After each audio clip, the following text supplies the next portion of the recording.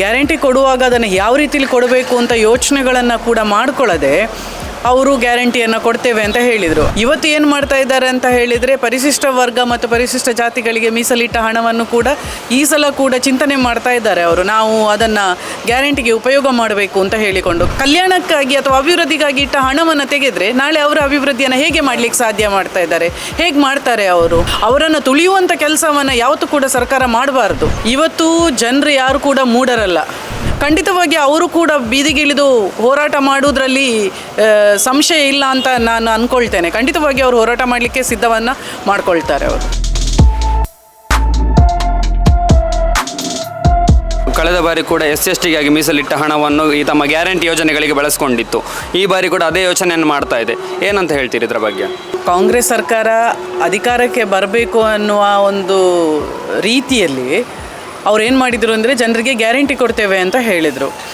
Guarantee ಕೊಡುವಾಗ ಅದನ್ನು ಯಾವ ರೀತಿಲಿ ಕೊಡಬೇಕು ಅಂತ ಯೋಚನೆಗಳನ್ನು ಕೂಡ ಮಾಡಿಕೊಳ್ಳದೆ ಅವರು ಗ್ಯಾರಂಟಿಯನ್ನು ಕೊಡ್ತೇವೆ ಅಂತ ಹೇಳಿದರು. ಆದರೆ ಈಗ ಅವರ ಪರಿಸ್ಥಿತಿ ಹೇಗೆ ಆಗಿದೆ ಅಂತ ಹೇಳಿದರೆ, ಜನರಿಗೆ ಚೀಮಾರಿ ಹಾಕಲಿಕ್ಕೆ ಶುರು ಮಾಡಿದ್ದಾರೆ. ಕಾರಣ ಏನಂತ ಕೇಳಿದರೆ, ಹೇಳಿದ ಗ್ಯಾರಂಟಿಗಳನ್ನು ಸಮರ್ಪಕವಾಗಿ ಅವರಿಗೆ ಕೊಡಲಿಕ್ಕೆ ಆಗ್ತಾ ಇಲ್ಲ. ಇವತ್ತು ನಾವು ಗೃಹಲಕ್ಷ್ಮಿ ಇರ್ಬೋದು, ಯಾವುದೇ ಇರ್ಬೋದು, ಅವರಿಗೆ ಸಮರ್ಪಕವಾಗಿ ಕೊಡಲಿಕ್ಕೆ ಆಗ್ತಾ ಇಲ್ಲ.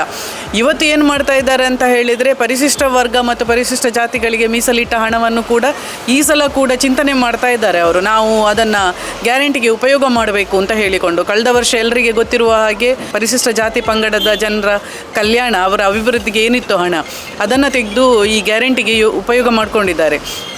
ಇಲ್ಲಿ ನಾವು ನೋಡಬೇಕಾಗಿರೋದಂದರೆ, ಪುನಃ ಈ ವರ್ಷ ಕೂಡ ಅವರು ಅದನ್ನು ಬಳಕೆ ಮಾಡುವಂಥ ಹಣವನ್ನು ಬಳಕೆ ಮಾಡುವಂಥ ಒಂದು ಯೋಚನೆ ಮಾಡ್ತಾ ಇದ್ದಾರೆ ಅವರು ಈಗಾಗಲೇ. ಜನರ ನಮ್ಮ ನೇರ ಪ್ರಶ್ನೆ ಏನಂತ ಕೇಳಿದ್ರೆ, ನೀವು ಪರಿಶಿಷ್ಟ ಜಾತಿ ಪಂಗಡಗಳನ್ನು ಏನು ಚುನಾವಣೆ ಬರುವಂಥ ಸಂದರ್ಭಗಳಲ್ಲಿ ನಾವು ಅವರನ್ನು ಅಭಿವೃದ್ಧಿ ಮಾಡ್ತೇವೆ, ಅವರಿಗೆ ಎಲ್ಲ ರೀತಿಯ ಒಂದು ಸೌಲಭ್ಯಗಳನ್ನು ಕೊಡ್ತೇವೆ ಅಂತ ಹೇಳಿಕೊಂಡು ಅವರು ಮತವನ್ನು ಗಳಿಸುವಂಥದ್ದನ್ನು ನಾವು ನೋಡ್ತಾ ಇದ್ದೇವೆ. ಆದರೆ ಇವತ್ತು ಪರಿಶಿಷ್ಟ ವರ್ಗ ಜಾತಿಯ ಅಭಿವೃದ್ಧಿಗೆ ಏನೆಲ್ಲ ಆಗಬೇಕಾಗಿರುವಂಥ ಹಣವನ್ನು ಅವರು ಬೇರೆ ರೀತಿಯಲ್ಲಿ ಉಪಯೋಗಿಸಿಕೊಂಡು ಅದನ್ನು ಕಬಳಿಸುವಿಕೆಯನ್ನು ಮಾಡ್ತಾ ಇದ್ದಾರೆ. ಇದನ್ನು ಖಂಡಿತವಾಗಿ ನಾವು ಮಹಿಳೆಯರೆಲ್ಲರೂ ಖಂಡಿಸ್ತಾ ಇದ್ದೇವೆ. ಇದು ಆಗಬಾರ್ದು ಅಂತ ನಾವು ಹೇಳುವಂಥದ್ದು. ನಮಗೆ ಎಲ್ಲ ಪಂಗಡಗಳ ಜೊತೆಯಲ್ಲಿ ಪರಿಶಿಷ್ಟ ವರ್ಗ ಮತ್ತು ಪರಿಶಿಷ್ಟ ಜಾತಿ ಏನಿದೆ ಅವರು ಕೂಡ ಅಭಿವೃದ್ಧಿ ಹೊಂದಬೇಕು ಅನ್ನೋದು ನಮ್ಮ ಆಶಯ.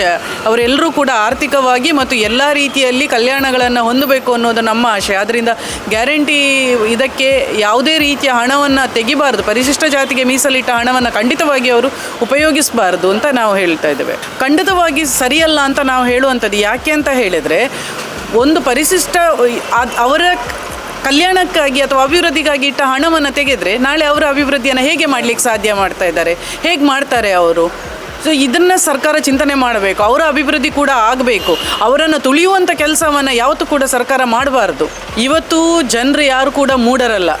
ಜನರಿಗೂ ಕೂಡ ಅರ್ಥ ಆಗ್ತಾ ಇದೆ. ಸೋಷಿಯಲ್ ಮೀಡಿಯಾ ಇದೆ. ಜನರು ಚಿಂತನೆ ಮಾಡುವಷ್ಟು ಇವತ್ತು ಬುದ್ಧಿಜೀವಿಗಳು ಖಂಡಿತವಾಗಿ ಎಲ್ಲರೂ ಕೂಡ. ಹಾಗಾಗಿ ಪರಿಶಿಷ್ಟ ವರ್ಗ ಜಾತಿ ಮತ್ತು ಪಂಗಡದವರಿಗೆ ಕೂಡ ಅರ್ಥ ಆಗ್ತಾ ಇದೆ.